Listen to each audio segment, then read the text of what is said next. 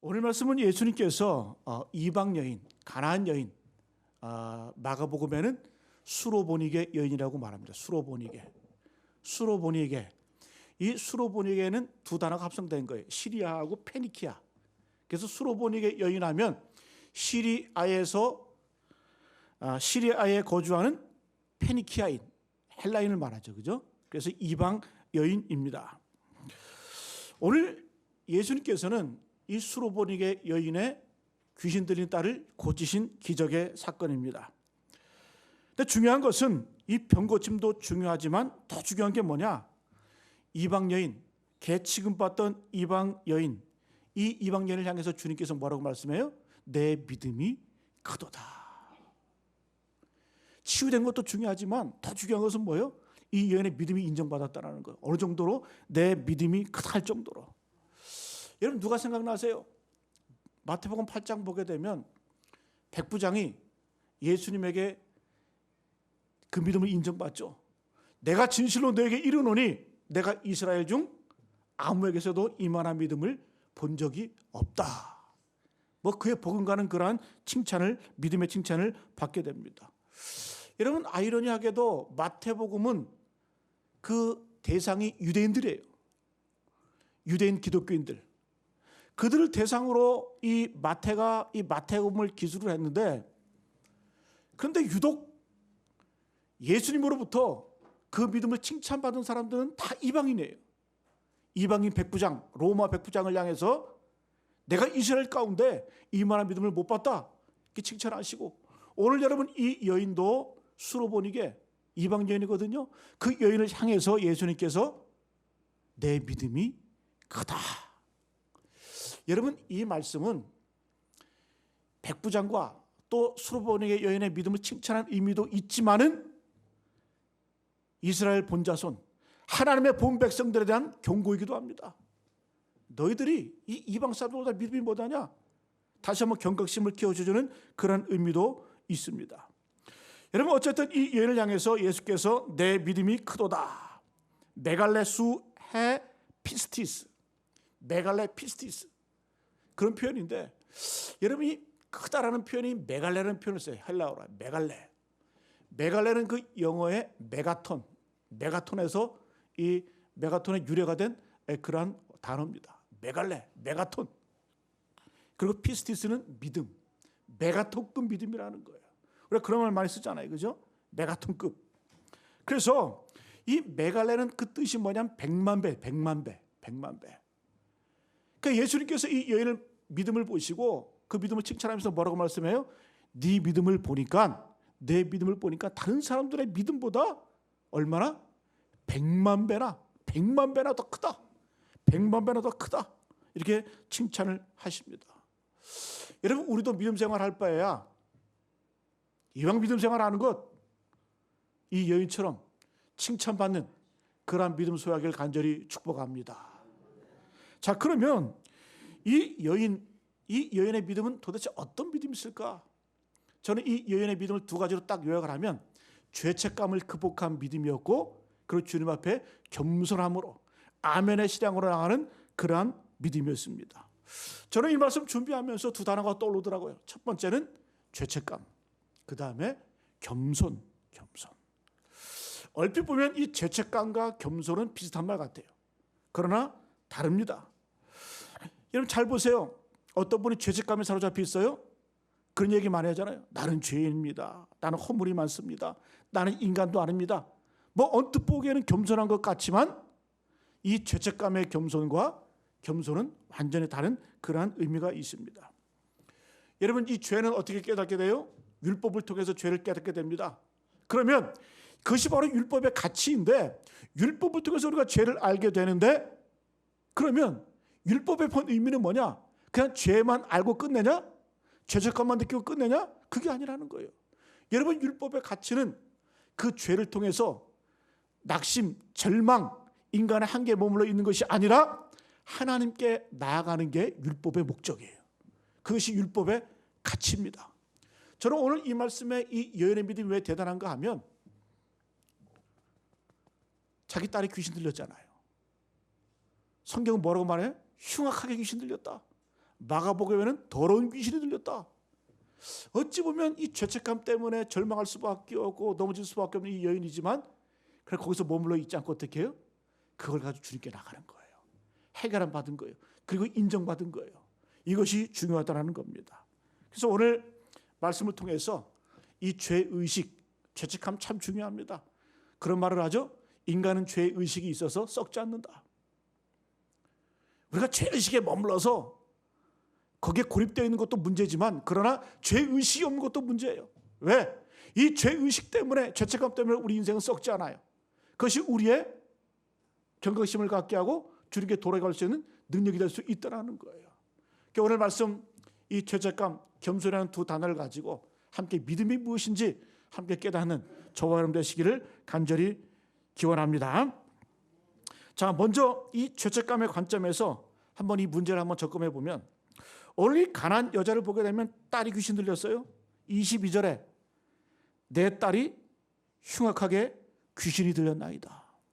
예수님 앞에 나서 소리를 지르면서 예수님, 내 딸이 어떻게 흉악하게 귀신이 들렸습니다.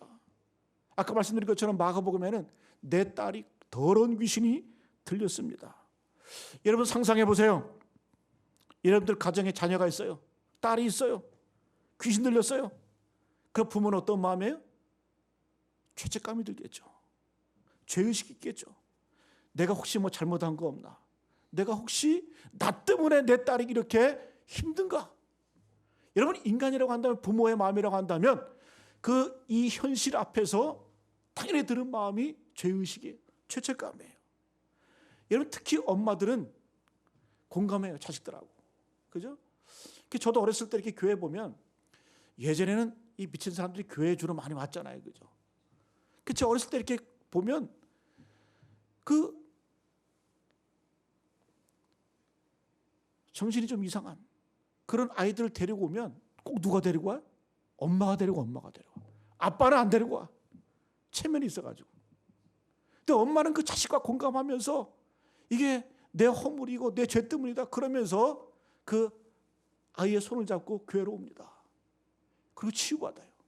그래서 엄마들은 주로 이 자녀들의 아픔, 상처 앞에서 공감하는 그런 것들이 있습니다.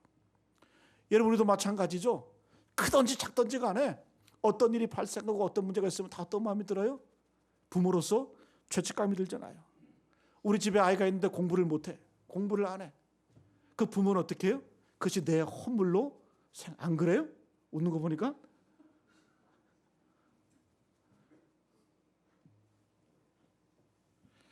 특별히 어머니는 애가 시험 볼 때, 애가 시험을 보면 또 그런 마음 들어.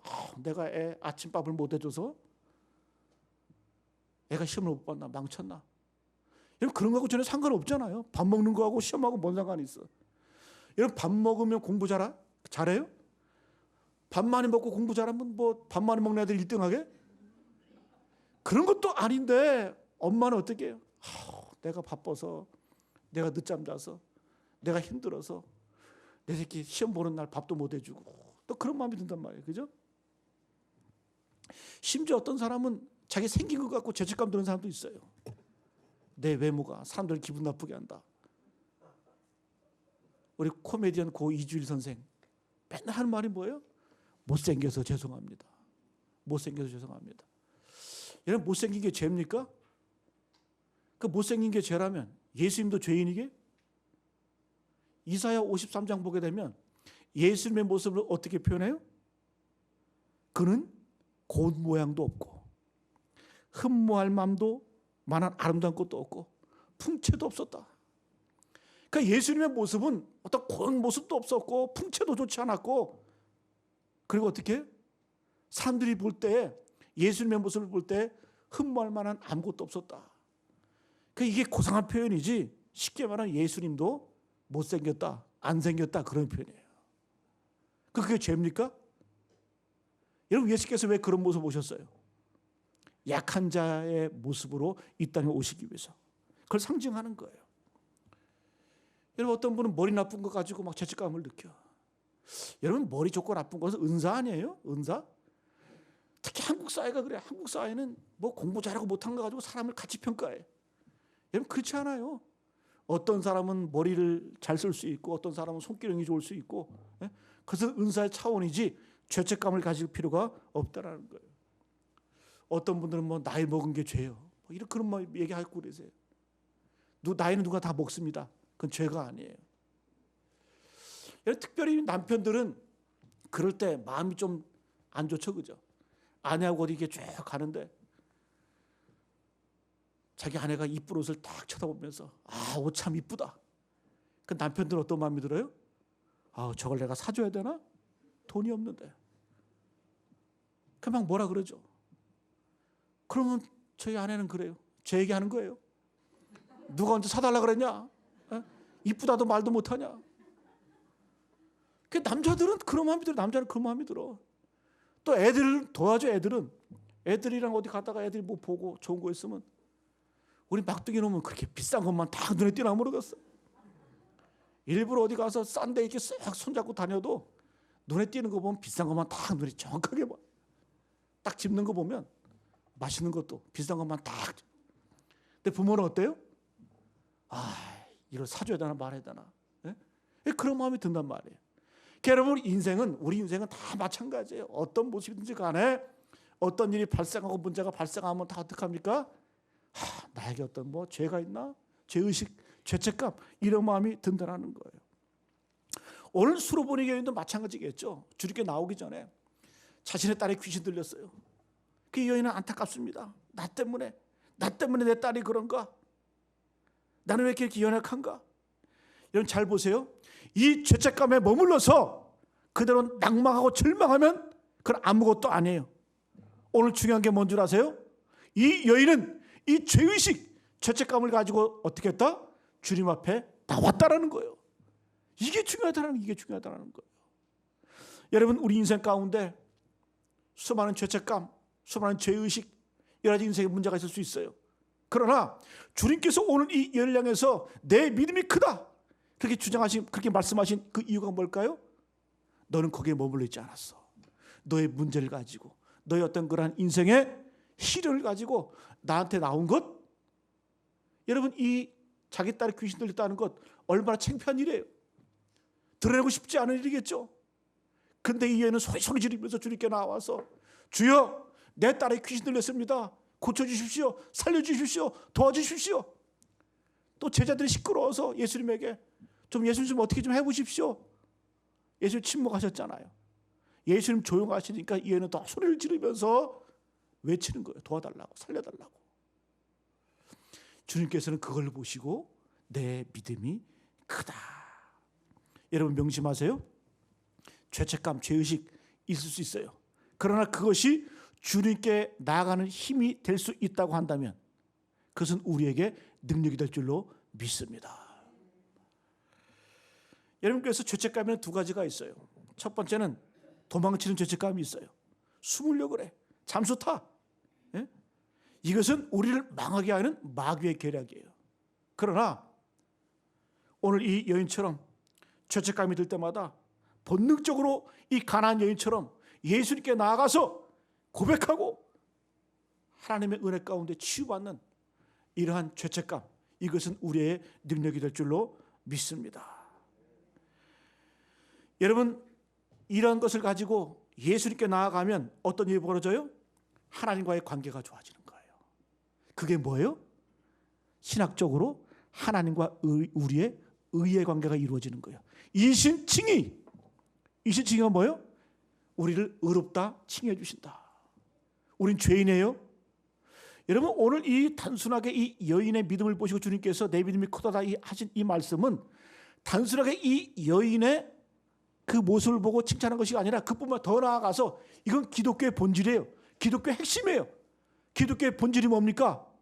죄 많은 인생, 죽을 수밖에 없는 인생, 죄로 말미암아 멸망할 수 없는 인생들이 어떻게 그 죄를 가지고 그대로 나아가게 되면 어떻게 해요? 예수 그리스도의 보혈의 피로 죄 사함을 얻는다. 이거 아니에요? 이게 능력 아니에요? 여러분 오늘 이 여인의 믿음은 이 신앙의 본질, 기독교의 본질을 우리에게 가르쳐주고 있습니다. 그래서 우리는 죄책감으로 주님 앞에 나아가서 당당한 하나님의 자녀가 되는 그러한 복이, 그것이 우리의 행복인 줄로 믿습니다. 이거예요. 이걸 주님께서 보시고 기뻐하시는 거예요. 그래서 우리의 믿음에는 종의 믿음이 있고 자녀의 믿음이 있어요. 종의 믿음은 어떤 믿음이에요? 늘 부담감이 있어요. 내가 뭔가 해야 될 것 같아. 내가 뭔가 하나님을 위해서 해야지 인정받을 것 같아. 늘 불안해. 그러냐면 종의 믿음이라 그런 거예요. 종의 믿음. 여러분 자녀는 어때요? 하나님과의 관계만으로도 행복한 거예요. 그 관계만으로도 주님과 동행하는 거예요. 여러분 예수님께서 세례 요한에게 세례 받으시고 올라오실 때 하늘이 열리고 음성이 들리죠. 하늘로부터 어떤 음성? 이는 내 사랑하는 자다. 내 아들이다. 내가 너를 기뻐하노라. 여러분 예수님이 그 전에 뭔가 해서 하나님의 아들로 인정받으셨어요? 아니에요. 예수께서 그 이전에 사적 생애를 통해서 하나님께 인정받아서 하나님께 뭔가 드려서 내 기뻐하는 자라는 칭송을 받았습니까? 아니에요. 하나님의 아들인 것만으로도 내가 너를 기뻐한다. 그것이 힘이 되어서 어떻게 해요? 그것이 힘이고 능력이 되어서 나머지 예수님께서 3년간의 공생을 시작하시잖아요. 여러분 그래서 우리가 이 믿음이라는 것이 무엇인가? 오늘 이 여인의 이 과정 가운데 다 들어가 있는 거예요. 죄로 시작을 해서 죄 때문에 주님을 만나게 되었고 그 주님의 보혈의 피를 통하여서 우리가 구원받게 되었고 하나님의 자녀가 되었고 우리 신분이 변화된 줄로 믿습니다. 이것이 우리 아까 찬양의 고백처럼 우리 인생의 진정한 행복인 줄로 믿습니다. 자, 두 번째, 이 여인의 믿음은 어떤 믿음이냐? 겸손의 믿음, 아멘의 믿음이었어요. 27절을 같이 한번 읽어볼까요? 27절 말씀 시작. 여자가 이르되 주여 올소이다마는 개들도 제 주인의 상에서 떨어지는 부스러기를 먹나이다 하니. 이 여인이 주님께 나와 소리 지르니까 주님께서 침묵하시는 거예요. 그 제자들이 와서 예수께 말하니까 예수님 뭐라고 말씀해요? 나는 이스라엘 집에 잃어버린 양 외에는 내가 관심이 없다. 나는 그들에게 버림받지 않았다. 또 그 여인이 다시 또 소리 지르니까 주님께서 아주 심한 말씀하시잖아요. 자녀들의 떡을 취하여 개들에게 주는 것이 마땅치 아니하다. 이 말은 뭐예요? 그 여인을 향해서 너는 개다. 그때 여인의 반응이 바로 오늘 27절 말씀이에요. 여자가 이르되 주여 올소이다. 예수님 충격받은 거예요. 여러분 이제 한번 보세요. 이 여자가 이르되 주여 올소이다. 올소이다. 자, 그러면 예수님이 하신 말씀이 옳아요? 자녀들의 떡을 취하여 개들에게 주는 이 예수님의 말씀, 이거 옳은 말씀이에요? 이거 옳지 않아요. 예수님 말씀은 옳은 말씀이 아니에요. 왜? 예수님은 이전에 어떤 말씀하셨어요? 누구든지 목마르거든 다 내게로 오라. 내가 너희를 쉬게 하리라. 누구든지 오라 그런 말씀하셨잖아요. 수고하고 무거운 짐진 자들아 다 내게로 오라. 그 이전만 해도 뭐 다 내게로 오라. 뭐 누구든지 오라.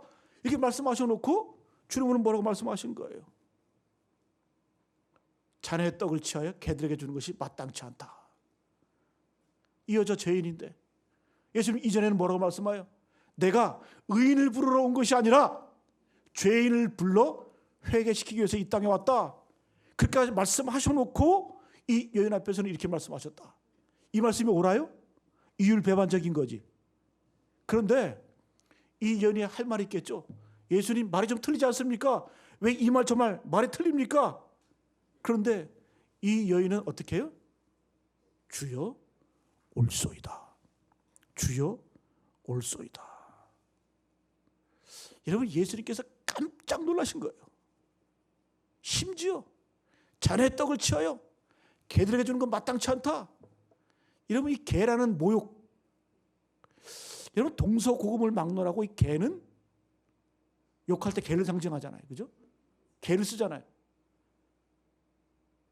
개 같다. 개만도 못하다. 우리나라만 그런 것이 아니라 동생을 막론하고 이 개는 어떤 상대방을 모욕할 때 이런 단어를 많이 씁니다. 근데 여러분 잘 보세요. 이 잔해떡을 개에게 던지니 마땅하다. 이 말씀의 의미가 뭐냐면 예전에 이 팔레스타인 지역에서는 음식을 먹을 때, 빵을 먹을 때 빵은 그냥 먹는 것이 아니라 빵을 들어요. 그 다음에 그 겉에 있는 그 부스러기를 떼어서 손을 씻습니다. 손을 닦아요. 그래서 그걸 어떻게? 상 밑에 있는 개에게 던지는 거예요. 그걸 개가 그거 먹는 거예요. 근데 여러분 이 여인 뭐라고 말씀해요? 이야기해요. 주님 앞에 올소이다. 올소이다. 올소이다. 그러면서 개들도 제 주인의 상에서 떨어지는 부스러기를 먹나이다. 주님, 나는 개입니다. 이렇게 표현하는 거예요. 여러분 예수님께서 이거 상상이나 하셨겠어요? 상상보다 반응이 나오니까 깜짝 놀라서 어떻게? 내 믿음이 크도다.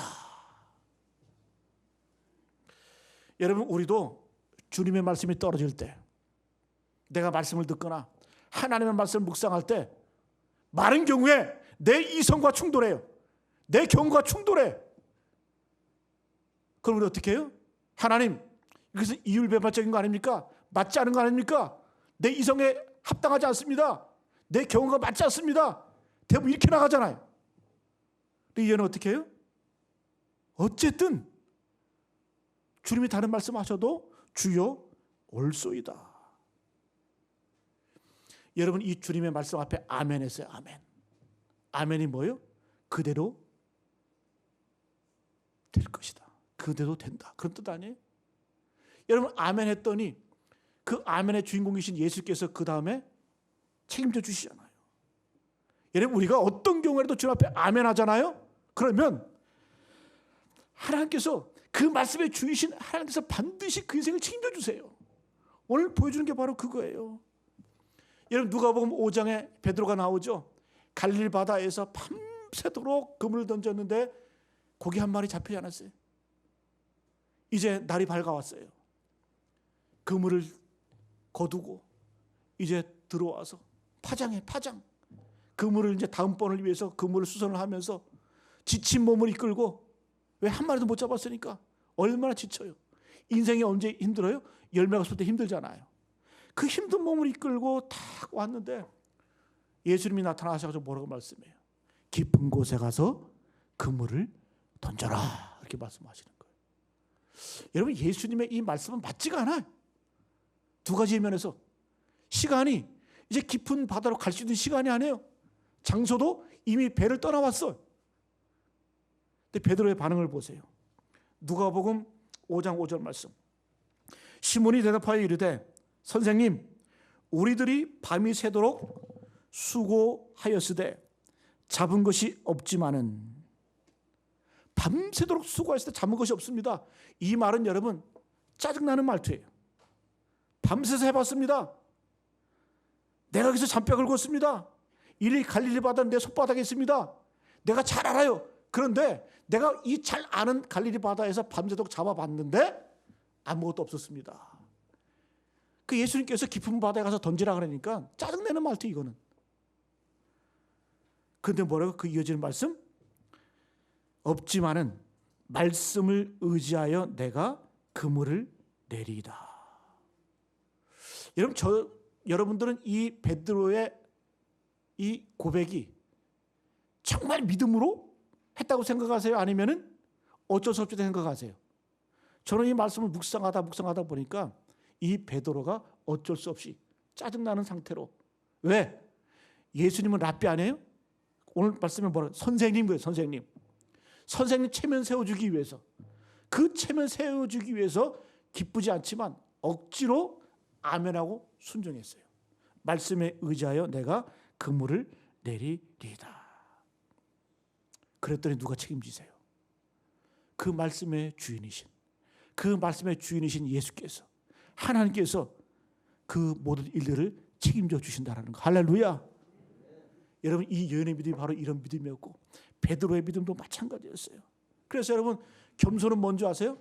자꾸 겸손해지려고 자기 낮추지 마세요. 겸손 안 돼. 언제 겸손해질 수 있어요? 예수님 앞에 섰을 때 우리는 겸손해질 수 있는 줄로 믿습니다. 겸손은 낮춰진다고 되는 게 아니에요.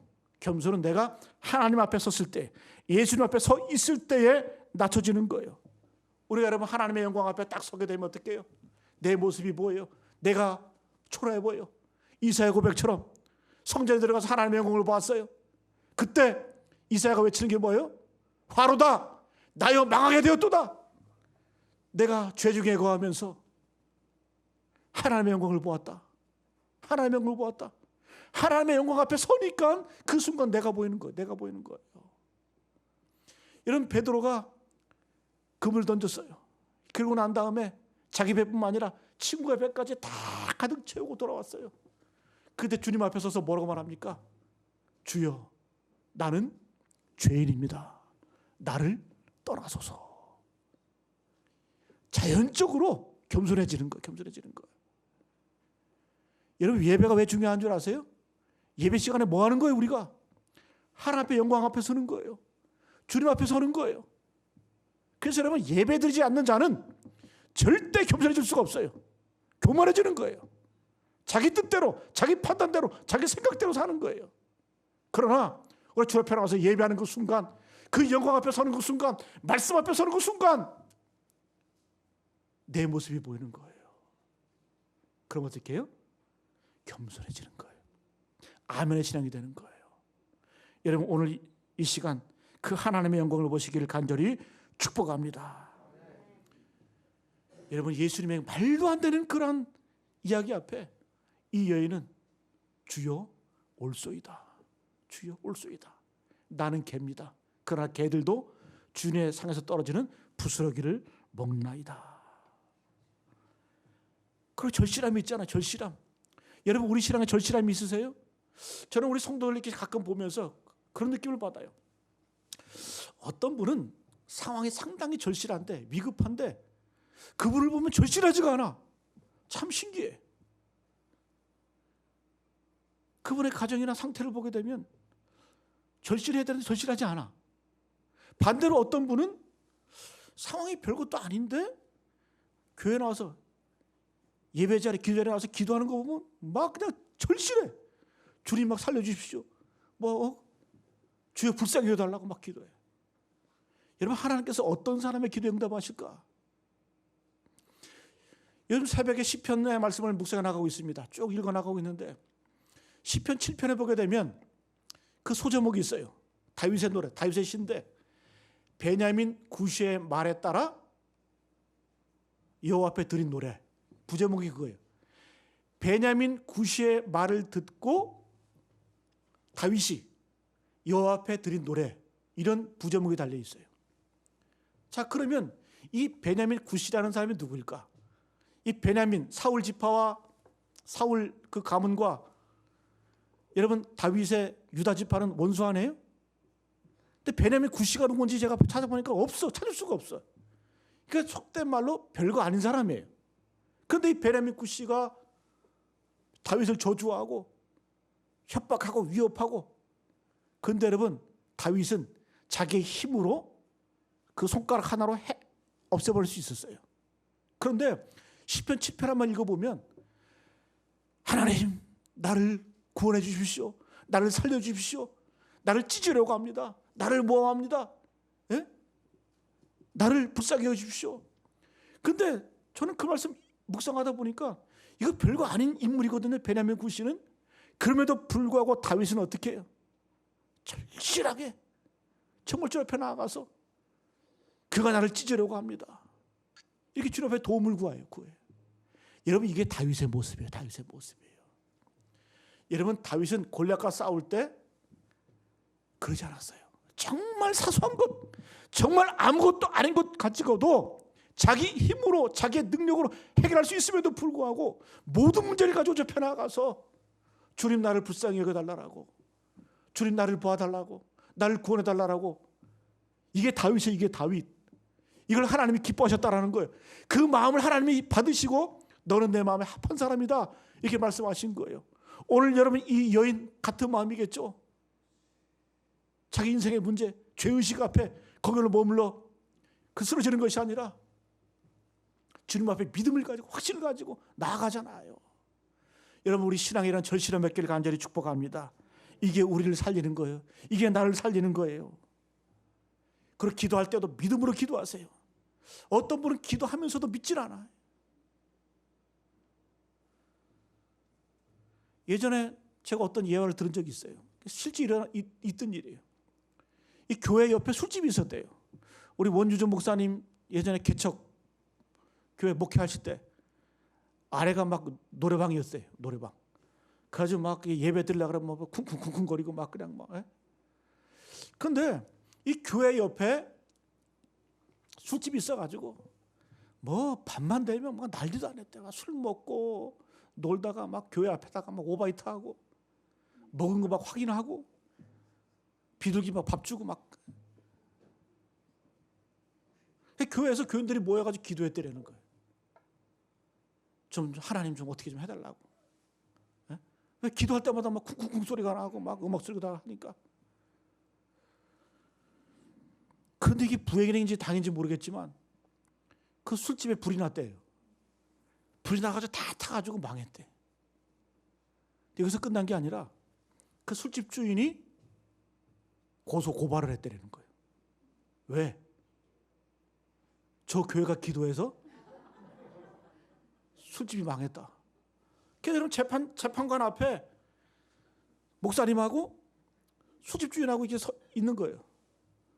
그 술집 주인이 재판관에 그러는 거예요. 우리 술집이 왜 망했는 줄 아느냐? 저 목사, 교회 교인들이 기도해서 우리 술집이 망했다. 그 옆에 목사님이 그러더래요. 아니 기도한다고 술집이 망하냐고. 누가 더 믿음이 좋아요? 누가 더 믿음이 좋아요? 이 믿음 갖기를 축복합니다. 이 믿음 갖고. 오늘 여러분 말씀을 마치겠습니다. 이 여인의 믿음은 어떤 믿음이에요? 부스러기 믿음이라도, 부스러기라도. 여러분 개들은 어때요? 개와 고양이, 개 키워보시고 고양이 키워보셨잖아요, 그죠? 개들은 어때요? 개들은 부스러기 하나만 쪄도 주인 앞에 와서 꼬리 살랑살랑 흔들고 와서 막 핥고 막 그래요, 그죠? 그게 개예요, 개. 고양이는 어때요? 뭘 줘도 도도하잖아요, 그죠? 도도하죠. 고마운 걸 몰라. 여러분 개 같은 믿음을 소유하시길 축복합니다. 여러분 개 우습게 보지 마세요. 개는 주인에서 상에서 부스러기 하나 떨어져도 그 기쁨을 감당하지 못하고 왔다 갔다 하고 꼬리 흔들고 와서 막 주인의 막 팔도 핥고 뽀뽀도 하고 난리도 아니잖아요. 여러분 오늘 말씀 마칩니다. 이 여인 죄책감. 자신의 딸이 귀신 들렸어요. 그것도 흉악하게 더러운 귀신이 들렸어요. 부모로서 엄마로서 그 죄책감이 있었겠죠. 그래서 거기로 머물러 있지 않고 주 앞에 나아갑니다. 여러분 우리가 주 앞에 나아갈 수 있는 힘만 있다고 한다면 그것이 우리에게 능력이 되는 줄로 믿습니다. 또한 이 여인 자기 생각에 부조리해. 자기 이성과 경험과 도저히 예수님의 말이 앞뒤가 맞질 않아. 이전에 했던 말과 지금 나에게 하는 말이 달라. 그럼에도 불구하고 그냥 수용하는 거예요. 아멘. 주님 올소이다. 그리고 그 부스러기 믿음을 붙들잖아요. 그때 주님 뭐라고 말씀해요? 메갈레 피스티스.